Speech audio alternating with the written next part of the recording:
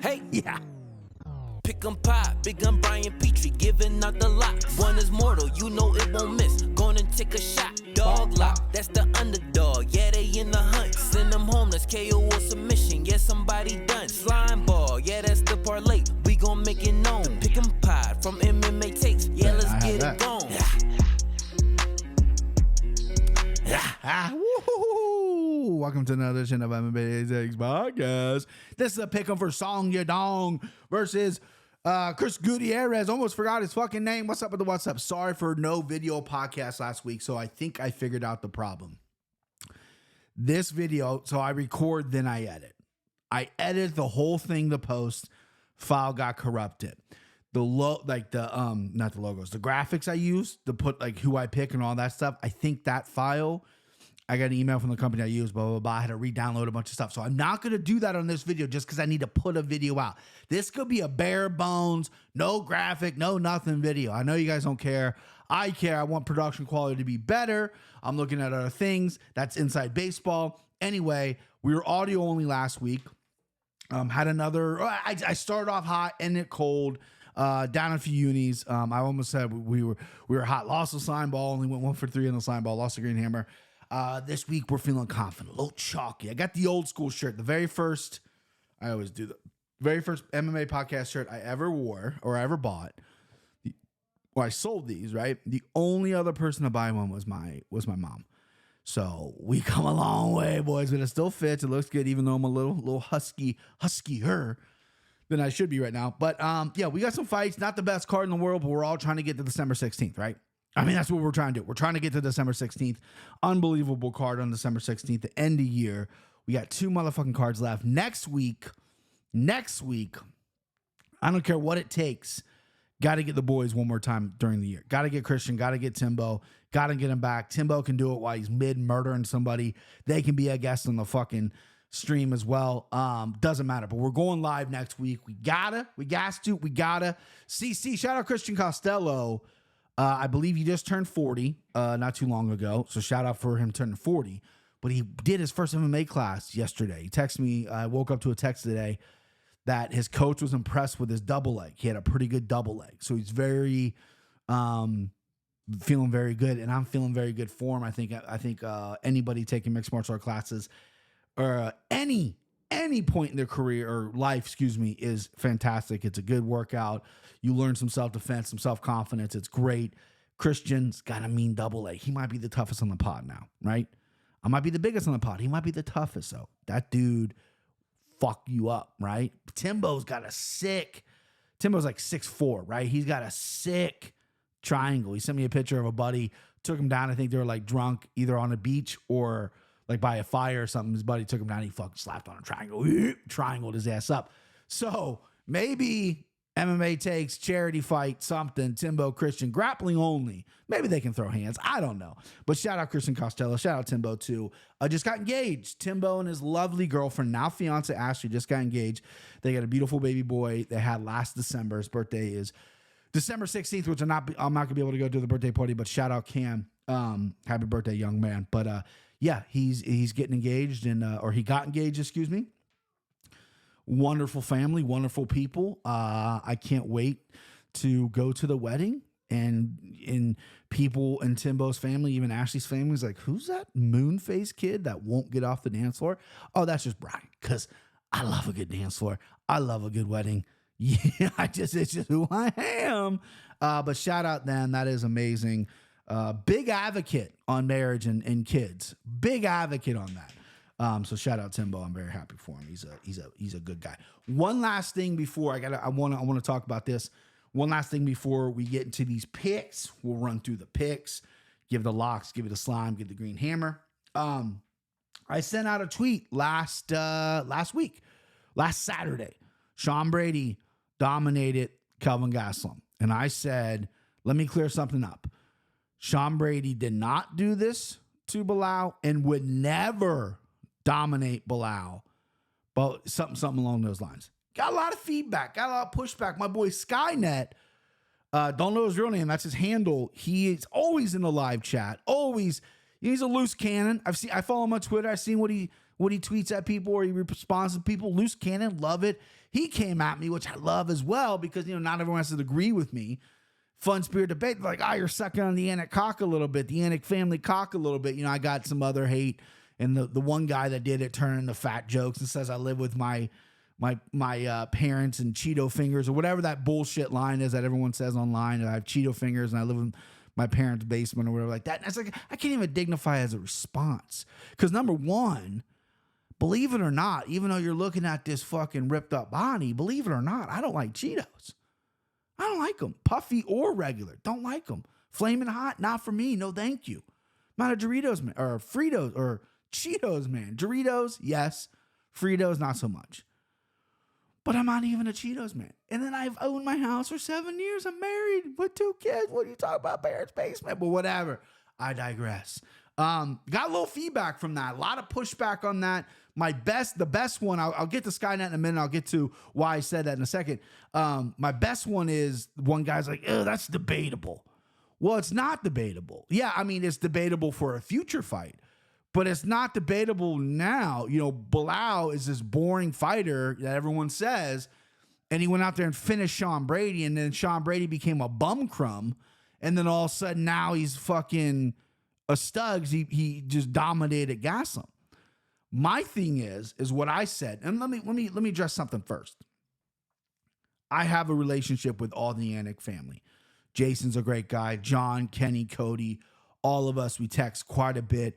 We're buddies, right? Obviously, we're united. Bilal, I've been on the show twice. Remember the show on the Anik and Florian podcast? Quick plug. I've been on the show twice. And then I was on just as a guest to talk about the pay-per-view. And then I was on playing Bronstetter in like a hyper competitive UFC fucking crazy questions. Go watch that. I mean, if any of you guys had those answers, it's nuts. So I was on both times. And then I met him in Nashville. Great guy, chatted it up in Nashville, hung out a little bit backstage before the weigh-ins, and we chatted up or whatever. And I was there when he fought Chris Curtis in Valparaiso, Indiana, back in the day. And if you look that up on YouTube, things got heated after the bell. Chris almost got murdered because Valparaiso is very close to Chicago, where Bilal's from. But then we've texted afterwards, after we met, about fighting things and about certain MMA media members who we think are fucking rats. But yeah, he's a good guy. So I do have a relationship. But what I said was response to Sean Brady saying he would beat Bilal 9 out of 10 times. The one time he won was the last time he won. He would never win again. I didn't say Bilal would lose to Sean Brady. I think Sean Brady, I understand the point where people are like, dude, you didn't even give Sean Brady flowers. You're not even giving him his win. He looked great, right? He dominated. He looked great. Again, people say Bilal's boring. Sean Brady's kind of boring. Go watch the Michael Chiesa fight if we're throwing boring stones.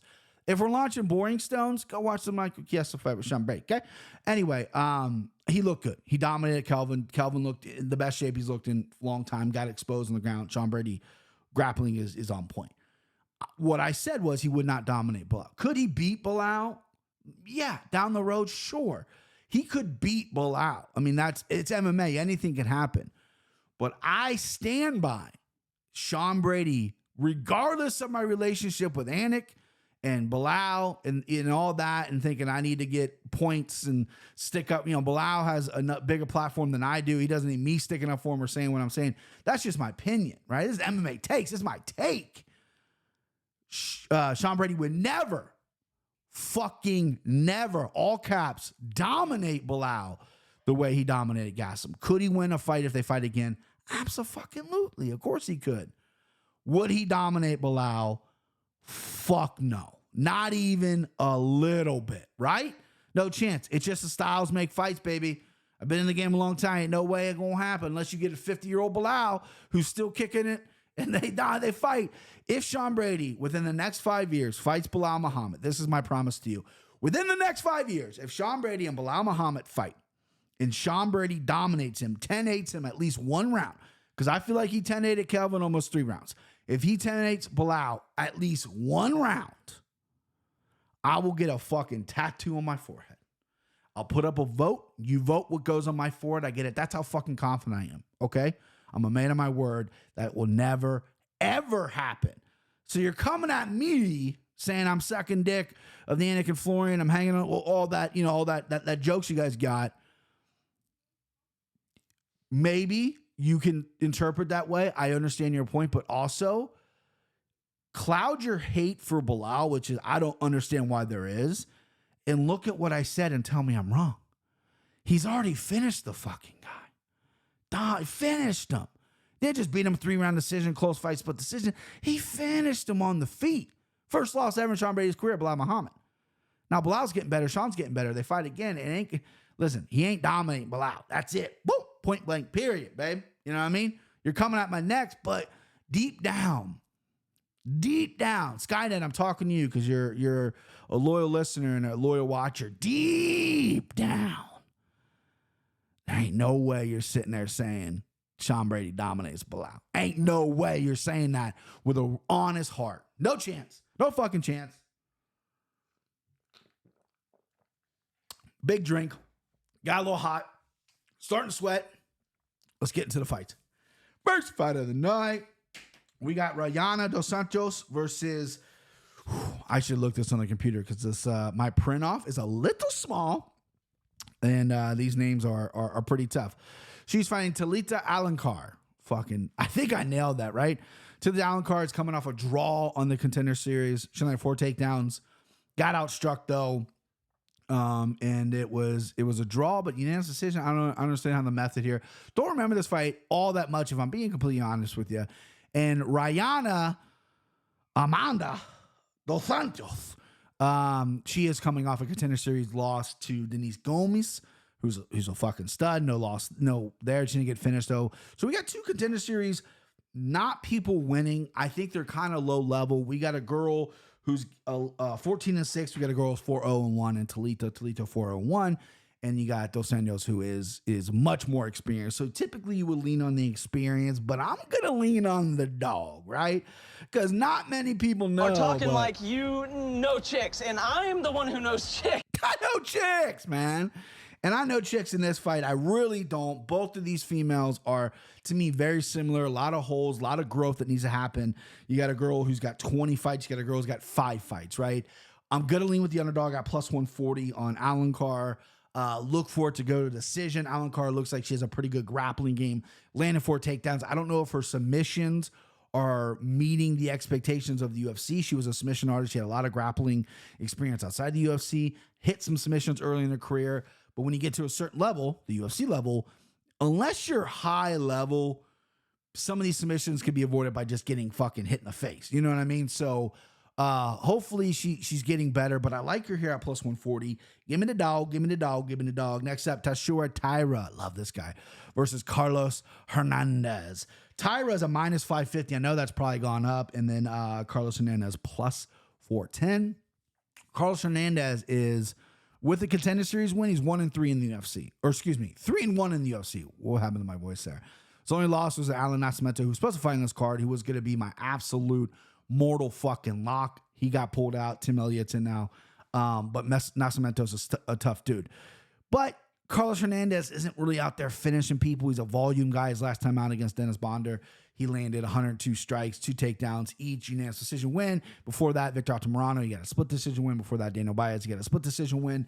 He's not putting anybody away. He's not scaring anybody. There's not a lot of power there. He's a little longer. He's going to use his reach. He likes to take people to the ground, but he's also been taken down before. Nascimento's a legit dude on the ground. Got submitted. Guess who else is a legit dude on the ground? Tashura Taira. I love this kid. You guys know I root for the Japanese fighters because Japanese... It just, Japanese MMA culture is so rich. I mean, I don't like plane rides, but if I had the money and I had the time, I would go to Japan and experience it. That is something on my bucket list for sure. But Tashura Taira, I think, is a legit dude. By submission, plus 100. Add it to my fucking card. I think he gets him out of there. By decision, plus 175 isn't horrible. Hernandez is kind of tricky, and Taira, sometimes in his UFC fights, at least, still very young. Sometimes he kind of hunts a little bit for that one thing, and guys, end up avoiding it, and it's sometimes it's not fruitful. First time I ever used the word fruitful in this podcast. Mark that down in your book of a new vocabulary word I got. Give me Taira. He's my send him home, baby. In the John Anik voice, send him home early. Send him home fucking early. Bubba. I like Tashura Taira. Big here. He's also going to be a slime ball candidate as well. Send him home, slime ball, by submission, plus 100. load it up, back the truck up, load it up. Nothing against Carlos Hernandez. I just don't think he's a killer in there. And I think the only person taking out Tashiro Taira is a fucking killer, and he's just not one. You know, he could decision him, but let's not play that game. Let's not play that world. Stephanie Egger next up, plus 136 versus Luana Santos, minus 162. I hate to be negative towards women fights. I feel like sometimes there's so many guys, cappers, everybody on the internet that just really dog at women fights, and I don't want to be that guy because some of the best fights that happened last year are women fights. They scrap. They're fucking talented. I love watching a lot of them compete. They're amazing. This fight stinks. Stephanie Egger, you know, we don't know what we're going to get. Is she going to get an arm bar off her back? Is she going to get dominated? Is she going to get knee barred? I don't know. Luana Santos, a little easy on the eyes. You know what I mean? Is she too easy on the eyes? She's got to win over Juliana Miller by KO. Beat her to pillar and post, but Juliana Miller, again, is sloppy, just walked into everything. It's not a really good gauge of what she is. I'm going to go Luana Santos, minus 162. Again, I know chicks, but I'm more confident in my underdog pick on the fight of the night, or excuse me, first fight of the night, underdog pick, more confident. That's where I know chicks. This is like, I kind of know chicks, right? But give me Luana Santos. She's got the bigger power. Stephanie Egger, too inconsistent. Now, where's the consistency at? She's fought the better competition. She's been in UFC longer. That should matter for something. Plus 136 isn't the worst underdog. She tends to win fights like this too. So I can see if you want to throw a couple shekels on Stephanie Egger, I wouldn't be surprised or whatever. But yeah, give me Luana Santos, man. Come on, let's go. Big power. Big power. What we got here? Oh, baby. I love my guy. Oh, man. So my buddy, real quick, so I just got a text message. My buddy, my best friend, we went to Vegas together for the fights last year. I've known him since second grade. He's my right-hand man. He had, I don't know if I talked about this on the podcast. Maybe I did. He got diagnosed about 2 months ago with colon cancer. It runs in his family. His dad's had it multiple times. Both his grandparents passed from it. His mom has had it. He kind of knew, unfortunately, you know, at 37, he was regularly getting tested in his 20s for colon cancer. He got a colonoscopy. They found a mass, and that they assumed, I don't know if they did fully, but they assumed it was cancerous. It was a tumor, small enough tumor. He had a surgery today to remove the tumor, and they're going to find out, you know, then they're going to do a bunch of tests if he's got to do any chemo, any residual effects. The only thing that mattered was it didn't spread, it didn't metastasize, and that they could take it out. It was small enough. So he just sent me a text right here. I live, bitch. That's my guy right there. Happy for him. Love you, Steve. Love you, brother. I'm glad you pulled through that, and we'll keep fighting for you afterwards. Hopefully it's all good. Because Dad's a badass. Whereas Dad's like, I think his dad's had it 3 times or maybe twice with some kind of heart condition. His dad beat all of those and just kept on kicking. His dad's a badass. Steve's a badass. Confident. All right, so Luana Santos. Let's move on. Steve Garcia plus 225. The Meme Machine, which is just the worst fucking nickname. Versus this guy's fucking name. I swear to God, it's tough. Meliquazel Costa. I'm gonna go. Is it Costa or Costa? I'm gonna go Costa.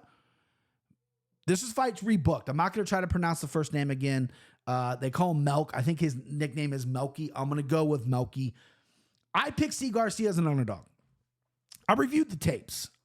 Steve Garcia is very good striking. His takedown defense on paper is very good. And his name is the Meme Machine, but I don't think he's that mean. I think he's a little bit soft at times. He's been dropped. He's been put out. He's got a good heart. He can fight, but I don't know if his body's willing to fight enough. And I think Costa Melky here can mix things up. Takedowns. He landed 3 takedowns on Austin Lingo. Landed over 100 strikes. Dominated on pillar to post on the ground. I think he can do that with Steve Garcia. As long as he gets to the fight to the ground, I like it. Minus 278 is still a little steep. I switched my pick from a week ago. Typically, when a fighter pulls out, they don't do well when they book it this quick. Steve Garcia pulled out of an illness. They rebooked it like a week later. Typically, the fighter that pulls out and they rebook short within a week or 2 weeks doesn't do well. I'm going by math. That's simple math that I made up in my head. I have no idea if that's true, but it feels like it's right? Give me Costa. Give me Melky. Minus 278 is a little steep. Not going to be a parlay piece. I might same game parlay. I might hit some takedown props that they have offered to me on DK. I might hit some striking props. I think it's going to go to decision. I think Melky can maybe get out of them late. Fun to play around with some props in this fight, but money line, we're going to go Costa. A little high, no parlay piece, and we move on, babe. Next up, Hyung Sung Park versus mean, Hung Sung Park versus Shannon Ross. I am shocked that they're giving Shannon Ross another shot. This fight was by the way, this fight now was supposed to be in China. A lot of Asian influence on this. It is now obviously in Vegas, the Apex. Shannon Ross, I can see if they want to throw him on like a fucking, goddamn. I mean, look, he fought on 2 Australian cards. He fought on Makhachev Volkanovski in Australia. Then he fought on Volkanovski Rodriguez in Australia. Like, I believe that was in Australia, or was that in Vegas? Either way, he's fighting. Yeah, that was in Vegas. He's fighting with other Australian loaded competition. Now he's here in Vegas with, I don't think maybe, I mean, you got Kevin Johnson, who's French, but he's from training on New Zealand. You don't really have anybody else, but he's got 3 knockout losses in a row. Last knockout loss by Jesus Aguilar was bad. 17 seconds. The way his back of his head hit that mat fucking scared me. Then under a minute, Clifton Rodriguez got him. Then he got knocked out by Vincent Salvatore in the second round of the Contender Series, which was a scrap. This guy's been around for a little bit. Not the youngest guy in the shed, if that's an expression it is now. And he's going against Hung Young Park, who won the road to the UFC. This dude's just solid. Solid grappler, doesn't let you get up, smothers you, submits you or finishes you. All his fights on the road to UFC and then into the finals were all finishes. Younger kid, born in 95. Listen, this is a no-brainer. The line's huge, -600 versus +440. But if you really like losing money and you go, I play the numbers. I've said it a million times. Do not play Shannon Ross because what are we doing? But speaking of that, I'm not proud of this. I'm not proud of the Green Hammer tonight. So we're on a bit of a skid on the Green Hammer. We are 500 all year after last week's loss. We are now 16, 17, and 1. 1 push, 16 wins, 17 losses on the year. Took a few chances, took a couple plus money. We're back to just doing simple. Double chance. Double fucking chance it. We got Hung Sung Park. Hung Young Park, right? Slimeball parlay candidate, giant favorite at -600. I got him double chance for a multi-unit. Bet's already placed, 2.6 units. 2.6. Huh? 2.6. You want to do it? Right? Take out your dick, measure it. It's going to say 2.6. The finish, Shannon Ross by either KO or submission, -330. Now, I know that's high. That's a 3-1 prop play. What are you doing, Brian? You're not even going to win $100. I need a win. Okay? I need a win. I was thinking about going 3.3 units, but I didn't, right? I went 2.6. Again, take out your dick, measure it. 2.6. Yeah, I'm not happy about it. I'm holding this fucking hammer. I should have got out a little baby hammer because that's weak at -330, but it's a fucking winner. I'm giving out winners. That's what I do. And that's what it is, chunky or not. -330. Put it down.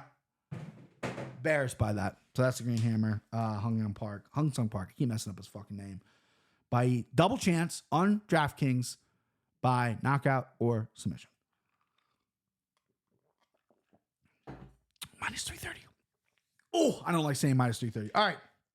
I got something in my teeth. You guys would tell me if I had something in my teeth, right?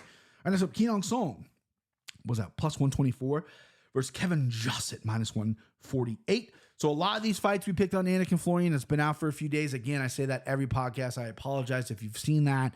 Now you're watching me and I'm not saying the same new thing or whatever, but I like Jossett here. I like him a lot more than when I broke it down a few days ago. Song Keonong, Keonong Song, however they do their names.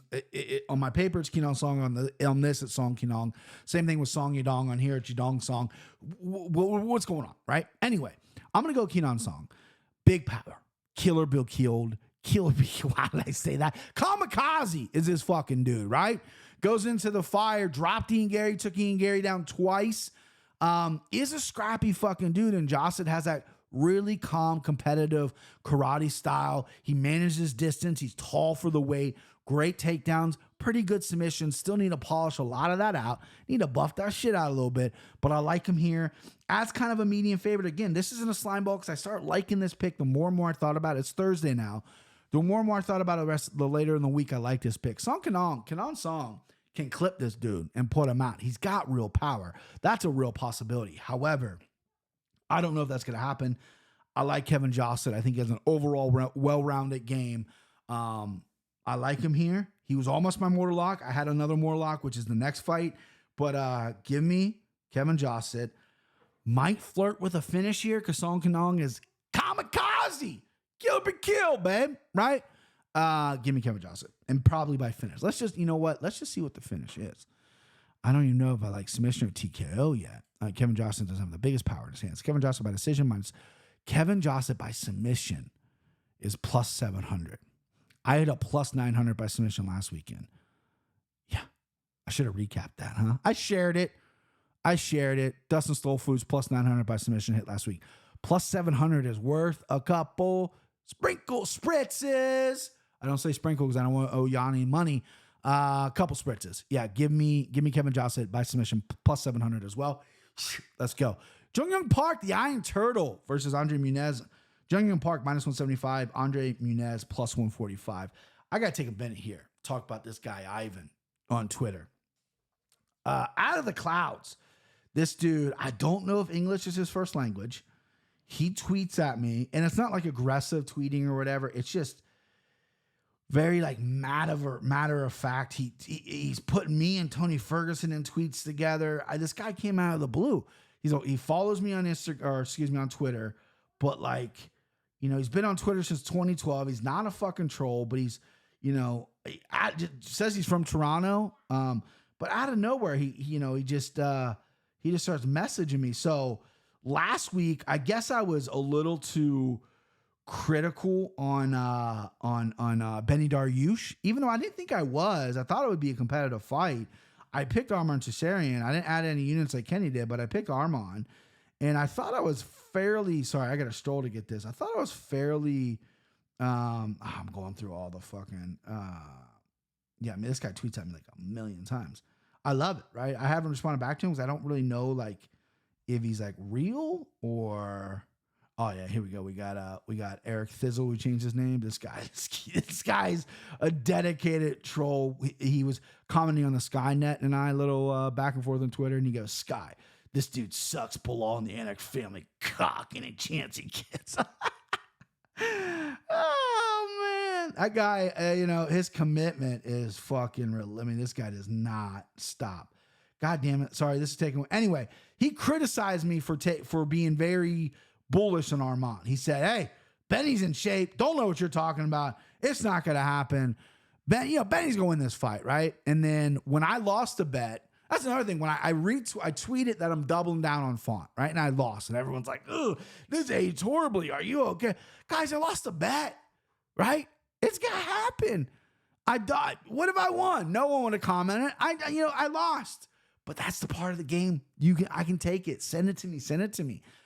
I lost the bet. We all do. That's going to happen. But he was very like, so shout out Ivan. What's his name here? BioNews, at BioNews, BioNuce.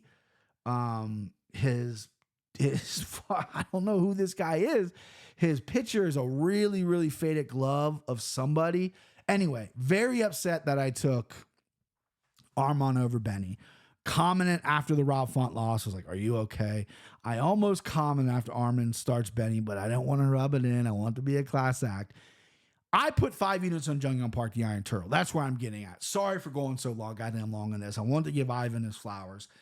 I went Jung-Young Park, 5 unis on the Anakin Florian. I think the Iron Turtle's poised. I think he's going to run into Bo Nickel next year and get fucked. Absolutely fucked. But I thank him here against Andre Muniz, who's really struggling to find what kind of fighter he is. Is he good on the ground? Kenny Florian said it best. Is he good on the ground? Did he full assault? What's happening? Because he got submitted. He's getting beat up on the ground. So anyway, pick Junior Park. He was Benny. You got it. And he just tweeted at me, the massive bet on Junior Park. Andre Muniz comes in twice the shape, has twice the experience, 3 times the submission wins. Park is mostly stationary, has slow leg kicks. That was his comment. Song is going to, okay, that was a different one. So he does not like my Junior Park pick, and he was wrong about Benny Dariush. So what I'm trying to tell you is load the fuck up on Junior Park, the Iron Turtle. We're going Oppo of Ivan. We're going Jung-Young Park. I like him here. I think he has to avoid the ground in the beginning. Muniz looks a little leaner. Maybe he's taking some muscle off because his cardio was absolute dog shit.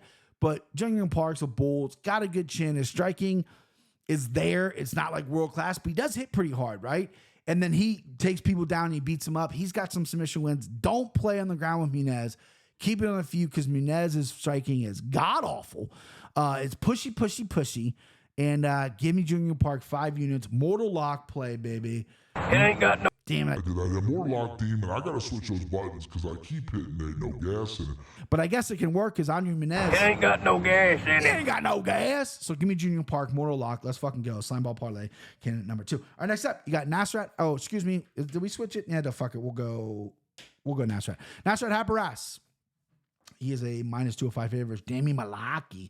He's a plus 180. So what I have done, and I haven't done this officially for the Anakin Florian show because I'm in such a lead and I would like my guy Kenny to catch up if he even possibly could, right? So I'm not going to officially switch my pick on the Anakin Florian. I'm not going to text a group. I'm not going to tweet it out. But if you're watching this show and you've watched that show, which I'm assuming you have, I'm going to tell you right now, I'm switching 2 picks. Here's the first one. I'm going Jamie Malarkey, dog lock. Hello? Okay, this is Dog. I don't like it. You got to be comfortable being uncomfortable. Jamie Malarkey's a guy who I think can get clipped, but Nasrat Haparas does not have any fucking power. 1 knockout, 1 finish in the UFC. He's got speed. He says Jamie Malarkey's gun shy. Jamie's got the length. He can mix in takedowns. It could be a very, very close fight. I have no other dogs on this. I'm not going to give all chalk. Give me Jamie Malarkey at the dog, plus 180. I like that. Kenny picked Jamie Malarkey. I had Nasrat Haparas. I have since switched to Jamie Malarkey. That's official, but not official with Anakin Florian. I know it gets confusing, but if you rock with me, no, I will be betting Jamie Malarkey. And then I said this on the Anakin Florian pod, and I'm saying it now. I like split decision. Fight to be decided by split decision is going to be let's find out that number, huh? I got a fucking computer in front of me. We'll find that number, huh? That's what you're here for, because I like that a lot. Over 2.5. I mean, listen. Over 2.5 minus 200. I don't know if you can chase that. Let's see. Fight to be won by split or majority decision. Yes, plus 450. Add it to my fucking card. I know it's not like the best number we're going to get in the world, but I like it. Malarkey is inconsistent, but he's scrappy. He's old cement head. Sometimes he can take it. Sometimes he's not. Nasrat's not known to be a power puncher. He's got quick combinations. He's in and out. His cardio has improved. His shape has improved. Jamie mixes it up more. You know what I mean? He's training with a great camp down there. Give me Malaki, plus 180. But winner by split, majority decision, any one of them. You can even pick, like, hey, I think Jamie's going to win by split decision. Dog locks. I didn't take any other dogs. All right, next up, Sumajari, plus 124 versus Tim Elliott, minus 148. This line might have came up. I got these right hot off the press when they came out. Sumajari was in the fight of the year, essentially, with Matt Schnell. Had Matt Schnell in all kinds of trouble. Big power on Sumajari. Couldn't finish him. Got triangled in the second round after he blew his wad. Unbelievable performance. Matt Schnell's comeback was unreal.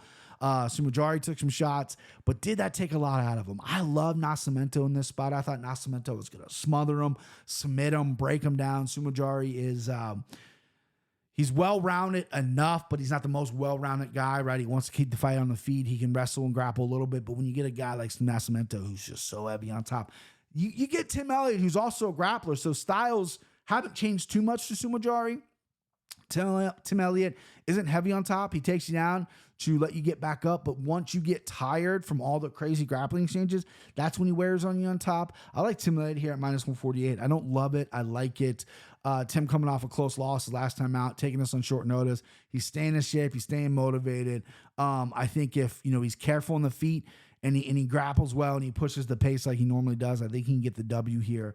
Going to be a decision fight. I like the over as well, unless it's crazy. I have not looked at it. The over not available. Tim Elliott's at minus 125 right now in DraftKings, so you're getting even lower of a price. He opened higher.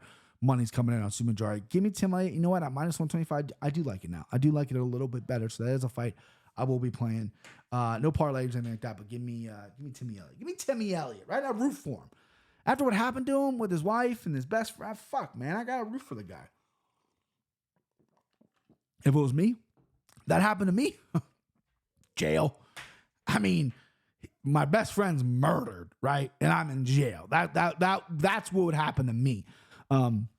So props to Tim Elliott for having some kind of control there. Jeez Louise. All right, next up, co-main event, Anthony Smith. Old Anthony Schmidt versus Khalil Roundtree Jr. Anthony Smith's a plus 190. Khalil Roundtree Jr. is a minus 230. Again, here's my second official switch. I picked Anthony Smith on the Anakin Florian because I needed a dog. I watched Anthony Smith interviews. I've seen Khalil Roundtree's interviews. Anthony Smith's like, I like doing crazy shit, blah, blah, blah. I think he'll be motivated until he gets hit. Khalil Roundtree hits so fucking hard. And all Khalil has to do is let it go. Sometimes he's frozen. In the machine practicing a fight, frozen. A little bit of a go. Kick, punch, repeat. Stuff, kick, punch, repeats. Stuff. You get the point. So I'm switching to Khalil Roundtree. I like Khalil Roundtree here. I think he'll win. I wish you could bet TKO by leg kicks. I think Anthony Smith is just going to get chewed up. Khalil Roundtree doesn't throw like a million leg kicks. He mixes his kicks up well. He doesn't spam them. But I think with Anthony Smith, you have to spam. You have to just kick that leg because he ain't checking it. He ain't doing nothing about it. So kick the shit out of him. You know what I mean? Give me Khalil Roundtree. Almost threw him in the slime ball, but I got a little special slime ball plan, so I did not throw him in the slime ball. But minus 230, something I'm going to play. I like him by knockout as well. Anthony Smith by submission is the only other play for me, right? So over 1.5 is minus 105, under 1.5, minus 25. Well, so Vegas doesn't even know what's going to happen in this fight. So Anthony Smith by submission plus was 600. That's a good fucking number. Hey, I ain't gonna lie, that's a good number. Anthony Smith's got a good triangle. He's good off his back. Khalil Roundtree, we haven't seen much of him there. Khalil Roundtree by KO, minus 135. Khalil Roundtree by submission plus 1,600. And then by decision plus 550. Man, I gotta tell you, I mean, I'm rocking with Roundtree, but I can't promise you if you're in the MMA betting chat group or whatever the fuck it's called on DraftKings, which they won't let me add anybody else. But if you're in that and you see a bet for me by Anthony Smith by submission, it's 6-1, babe. You know what I mean? It's 6-1 play, but the official pick is Khalil Roundtree. I think he wins by knockout. We're not getting great juice on that. So, yeah, main event, Song Yadong, minus 395. Let me see if that is currently accurate. Minus 380. Plus 300, Chris Gutierrez. This fight had my head in a pretzel a little bit. I think Chris Gutierrez is super technical, great leg kicks. He's needed this shot. He's wanted this shot. He's earned his shot for a main event. But man, Song Yadong, his last time out, and I feel like he's just continuing to get better, has been just a fucking wrecking ball.